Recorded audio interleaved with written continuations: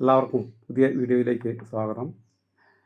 നമ്മളുടെ ജാതിയെയും മതത്തെയും സംബന്ധിച്ചുള്ള നിലവിലുള്ള ധാരണകളെയെല്ലാം തിരുത്തിക്കുറിക്കുന്ന പുതിയ അന്വേഷണാത്മകമായിട്ടുള്ള വെളിപ്പെടുത്തലുമായിട്ടാണ് പ്രശസ്ത പത്രപ്രവർത്തകനായിട്ടുള്ള മനോജ് മിത്ത അദ്ദേഹത്തിൻ്റെ കാസ്റ്റ് പ്രൈഡ് എന്ന പുസ്തകത്തിലൂടെ വെളിപ്പെടുത്തുന്നത്. അതായത് നമ്മൾക്ക് മനസ്സിലായിരിക്കുന്നത്, നമുക്ക് ഒരു മതത്തിൽ നിന്ന് മറ്റൊരു മതത്തിലേക്ക് ഒരു വ്യക്തിക്ക് മാറാനുള്ള സ്വാതന്ത്ര്യമുണ്ട്. അതേസമയം തന്നെ ഒരു ജാതിയിൽ നിന്നും വേറൊരു ജാതിയിലേക്ക് മാറാനുള്ള സ്വാതന്ത്ര്യം ഇല്ല എന്നുള്ളതാണ്. പക്ഷേ അങ്ങനെ ഉള്ള ഒരു കാലം ഇന്ത്യയിൽ ഉണ്ടായിരുന്നു. അതായത് താഴ്ന്ന ജാതിയിൽ നിന്ന് ഉയർന്ന ജാതിയിലേക്ക് മാറാൻ സാധിക്കുമായിരുന്നു എന്നുള്ളൊരു അറിവാണ് അദ്ദേഹം ഈ പുസ്തകത്തിലൂടെ വെളിപ്പെടുത്തുന്നത്. അത് നിങ്ങളുടെ കൂടി അറിവിനായിട്ട് ഈ വീഡിയോയിൽ കൂടി പങ്കുവയ്ക്കാൻ ശ്രമിക്കുന്നത്.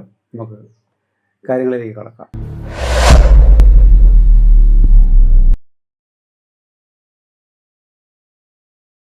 ഇത് സംബന്ധിച്ച് കൊളോണിയൽ കാലഘട്ടത്തിൽ ഒട്ടേറെ കോടതി വ്യവഹാരങ്ങൾ നടന്നിരുന്നു. വർണ്ണവ്യവസ്ഥിതിയിൽ ഒരു ജാതിയെ എവിടെ പ്രതിഷ്ഠിക്കും എന്നതാണ് പ്രശ്നം ഈ വ്യവഹാരങ്ങൾക്കൊക്കെ കാരണമായത്. ഈ വർണ്ണം എന്നത് അമൂർത്തമായിട്ടുള്ള ഒരു സങ്കല്പവും സൈദ്ധാന്തികമായ ഒരു സംവർഗവുമാണ്. എന്നാൽ ജാതിയാകട്ടെ ഒരു ഭൗതിക യാഥാർത്ഥ്യവുമാണ്. ജാതി കൊണ്ടും വർണ്ണം കൊണ്ടും എന്നും ഉയർന്ന സ്ഥാനം നേടിയെടുത്തവരാണ് ഇവിടുത്തെ ബ്രാഹ്മണർ. അവരുടെ നില എന്നും ഭദ്രമായിരുന്നു. മറ്റുള്ളവരുടെ സ്ഥാനങ്ങളെക്കുറിച്ച് ഒട്ടേറെ സംശയങ്ങളും നിലനിന്നിരുന്നു. അതുകൊണ്ട് തന്നെ ഇത് സംബന്ധിച്ച് നിയമപരമായ വ്യവഹാരങ്ങളും ഏറെ നടന്നിരുന്നു. ബ്രാഹ്മണരല്ലാത്തവരെല്ലാം ശൂദ്രർ എന്ന നിലയിലായിരുന്നു അന്നുണ്ടായിരുന്നത്.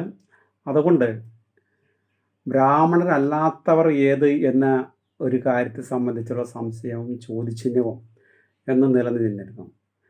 വേദഗ്രന്ഥങ്ങളിൽ ചാതുർവർണ്ണത്തെക്കുറിച്ച് പറയുന്നുണ്ടെങ്കിലും കലിയുഗത്തിൽ 2 വർണ്ണങ്ങൾ മാത്രമേ ഉള്ളൂ എന്ന് സ്ഥാപിക്കാൻ ബ്രാഹ്മണർ എന്നും ശ്രമിച്ചിട്ടുണ്ട്. അത് ബ്രാഹ്മണനും ബ്രാഹ്മണ സേവകരും എന്ന 2 വിഭാഗം മാത്രമാണ് പറയുന്നത്. അതിന് ഈ ബ്രാഹ്മണർ പറയുന്ന ഒരു കാര്യം ഈ പരശുരാമ കഥയാണ്.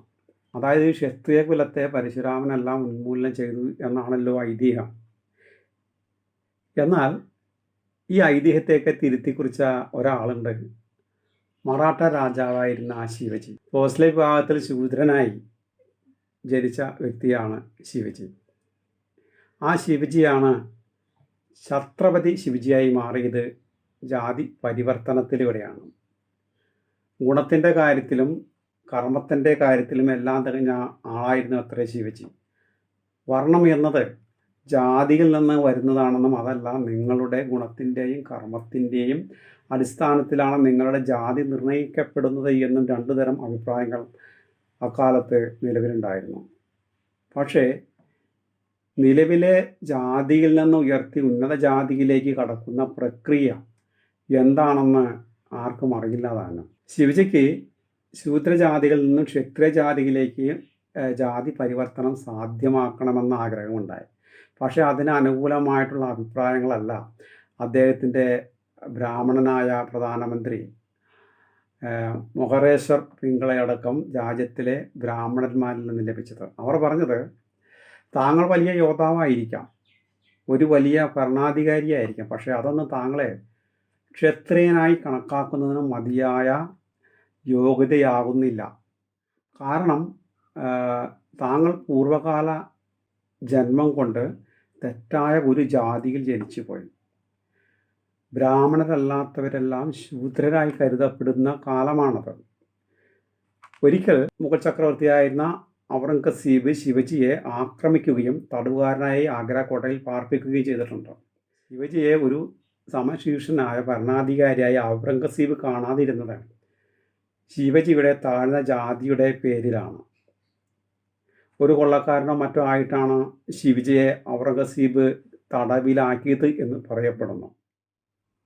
ആഗ്രയിൽ നിന്നുള്ള തടവ് ചാടി രക്ഷപ്പെട്ട് മടങ്ങിയെത്തിയ ശിവജി തൻ്റെ പ്രതാപം അംഗീകരിക്കപ്പെടണമെങ്കിൽ ജാതീയമായ ഔന്നത്യം നേടിയേ മതിയാവൂ എന്ന് ശിവജി മനസ്സിലാക്കി. സാത്വിക ജാതിയായ ബ്രാഹ്മണർക്ക് പുറമേയുള്ള എല്ലാ മനുഷ്യരും ബ്രാഹ്മണരുടെ പരിചാരകരാണ് എന്ന വിചാരമാണ് പൊതുവെ ഉണ്ടായിരുന്നത്. എന്നാൽ അവർക്കാകട്ടെ രാജ്യത്തിൻ്റെ ശത്രുക്കൾക്കെതിരെ പോരാടാനോ രാജ്യത്തെ സംരക്ഷിക്കാനോ കഴിയില്ല. ഒരു പണിയും അറിയാത്തവർക്കാണ് ഈ ഉന്നത സ്ഥാനം എന്ന് ഓർക്കണം. അതൊക്കെ കൊണ്ടാണ് ശിവജി ജാതീയമായ ഔന്നത്യം തേടിയെടുക്കാൻ ശ്രമിച്ചത്. അതിനുവേണ്ടി സന്ദേശവാഹകരായി ചിലരെ അദ്ദേഹം കാശിയിലെ ശ്രേഷ്ഠ ബ്രാഹ്മണന്മാരുടെ അടുത്തേക്ക് പറഞ്ഞയച്ചു. ഈ സന്ദേശവാഹകർ അവിടെ ചെന്ന് ദാദാഭട്ട് എന്നയാളെ കാണുകയും ക്ഷത്രിയ ജാതിയിലേക്ക് ശിവജിക്ക് കയറ്റം കിട്ടാനുള്ള വഴി അദ്ദേഹം ഉപദേശിച്ചു കൊടുക്കുകയും ചെയ്തു. അതിനായിട്ട് ദാദാഭട്ട് ഒരു ഉപായം പറയുന്നത്, ക്ഷത്രിയകുലമെന്നും ഇപ്പോൾ നിലവിലില്ലെങ്കിലും പരശുരാമൻ്റെ ആക്രമണത്തിൽ നിന്ന് രക്ഷപ്പെട്ട ഒരു ചെറിയ വിഭാഗം ഇപ്പോഴും നിലനിൽക്കുന്നുണ്ട്. അവരിപ്പോൾ ഇന്നത്തെ രാജസ്ഥാനിലാണ് വസിക്കുന്നത്. അക്ബറിൻ്റെ എതിരാളിയായിരുന്ന രജപുത്രനായ റാണാ പ്രതാപ് സിംഗിൻ്റെ കുടുംബമാണത്. അങ്ങനെ ദാദാഭട്ടിൻ്റെ നിർദ്ദേശപ്രകാരം മറാഠി രാജാവായിട്ടുള്ള ശിവജിയെ റാണാ പ്രതാപ് സിംഗിൻ്റെ വംശാവലിയിൽ ഉൾപ്പെടുത്തി. അങ്ങനെ അദ്ദേഹം ഒരു ക്ഷത്രിയനായി. രാജാധികാരത്തിൽ ഔറംഗസീബിനോട് കടപിടിക്കുന്ന ക്ഷത്രിയ രാജാവായി മാറാൻ അതിലൂടെ ശിവജിക്ക് സാധിച്ചു. ഇതോടുകൂടി സാമൂഹ്യവും സാമ്പത്തികവുമായ സ്ഥിതിഗതികൾ പരിഗണിച്ചുകൊണ്ട് ശൂദ്രരേക്കാൾ മുകളിലുള്ള ഒരു സ്ഥാനം തങ്ങൾക്ക് ലഭിക്കേണ്ടതുണ്ട് എന്ന് പല ജാതിക്കാർക്കും തോന്നിയെന്നും അതിനുവേണ്ടിയാണ് 19-ാം നൂറ്റാണ്ടിൽ കോടതികളിൽ പല നിയമങ്ങളും നടക്കുകയുണ്ടായി. എന്തായാലും ഈ അടുത്ത കാലത്ത് പോലും ശിവജിയുടെ കാലത്തുള്ളതുപോലുള്ള നിലപാടാണ് ബ്രാഹ്മണർ എടുത്തിരുന്നത്. അതായത് ബ്രാഹ്മണർ കഴിഞ്ഞ ക്ഷത്രിയരോ വൈശ്യരോ ഇല്ല, ശൂദ്രർ മാത്രം. അതുകൊണ്ട് ഈ ചോദ്യം കൊളോണിയൽ കോടതികൾ നിർണ്ണയിക്കപ്പെടേണ്ടതുണ്ട്. അവർ ഈ വിഷയവുമായി ബന്ധപ്പെട്ട് ലണ്ടനിലുള്ള പ്രിവി കൗൺസിൽ വരെ പോയി. ജാതി നേതാക്കന്മാർ ഇരുവശത്തുമായിരുന്ന് ചർച്ചകൾ പങ്കെടുത്തു. അവർ പറഞ്ഞു, ഇതൊക്കെയാണ് മതത്തെളിവുകൾ. 19-ാം നൂറ്റാണ്ടിൽ ഞങ്ങൾ നിലനിൽക്കുന്നുണ്ടോ എന്ന കാര്യം ഇനി നിങ്ങൾക്ക് തീരുമാനിക്കാം. നമ്മുടെ വരേണ്യവർഗക്കാർ വാദിച്ചിരുന്നത് പഴയ കാലത്ത് ക്ഷത്രിയർ എന്നൊരു വിഭാഗമേ ഇല്ലായിരുന്നു എന്നാണ്.